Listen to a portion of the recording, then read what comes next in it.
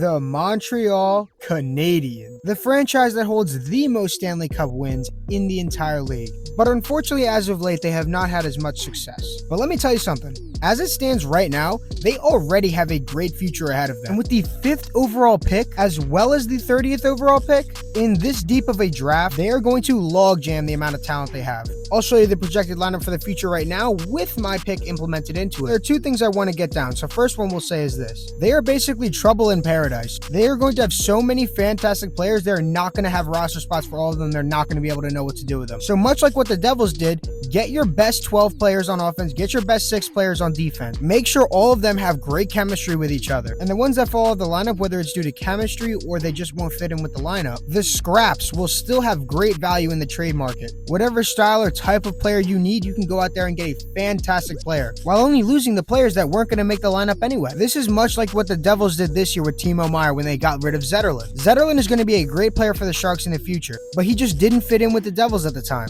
He was great, he was a great player, but they didn't need him as much as they need a guy like Timo Meier. So that's what I think that these guys are going to be able to do from the front and back, much like the Devils did. And the second thing that I think they should address that they more than likely will be able to take care of with their second first-round pick will be getting a player who has great offensive upside but can also bring a level of grit and tenacity to the team. If they do that, they'll round out lines 1 through 3 with skill as well as grit. They'll be much like the Vegas Golden Knights in the fact that they'll be able to play any style of game and destroy their team. They'll have Slavkovsky, the guy I'm going to be talking about, and then Josh Anderson on the third line, and then Michael Pezzetta on the fourth. But without further ado, let's jump into the player I think they should be taking at the 5th overall pick. The Fresh Prince of Bel-Air, Will Smith. The 6', 172-pound center for the U.S. National Development Program. This kid's potential is through the roof. If you watch this kid play, he will dazzle you, or he will make you think, why is this kid even going to get drafted in the first place? His biggest issue is consistency. Like I said in my video for the San Jose Sharks, he is different from shift to shift or game to game. When he is on, he is the best player on the ice without a question, a shadow of a doubt,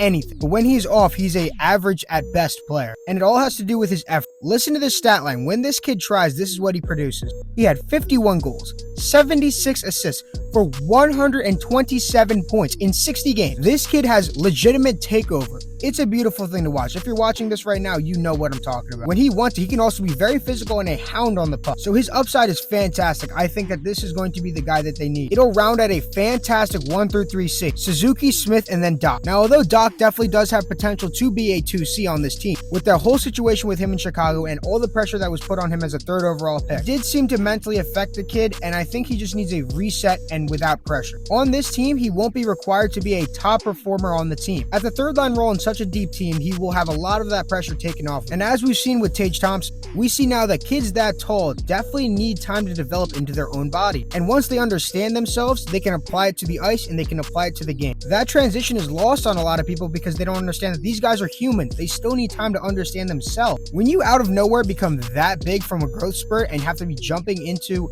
a professional hockey league, you have so many things going on that you have to juggle and scramble to produce. So with Smith being there, it'll take a lot of that pressure off of him. They could also go with Matvei Michkov if he does happen to fall to them and San Jose takes Will Smith. Matvei Michkov is a lot like Cole Caulfield. Slick, small player with fantastic hockey IQ and execution. A bit wonky and a bit of a liability on the defensive end. But with his talent and overall skill, he has the potential to be a fantastic star in this league. I believe that Michkov is going to need a lot of time to develop, but playing under Marty St. Louis, as Cole Caulfield has shown, will be fantastic for a guy who's small as him. Marty St. Louis is the best possible player he could train under to maximize every piece of his game as a small player. They would, however, need to find another 2C or have Doc elevate his game. And as I said, Doc definitely does have the ability to be a 2C, which would put Dvorak at the 3C, but if Dvorak needs to play 2C until Doc can figure it out, that's fine too. Of course, that's barring contract situations, trades, and all that. But from what we see right now, contract-wise, this is what we've got. Quickly, let's dive into their 30th overall pick.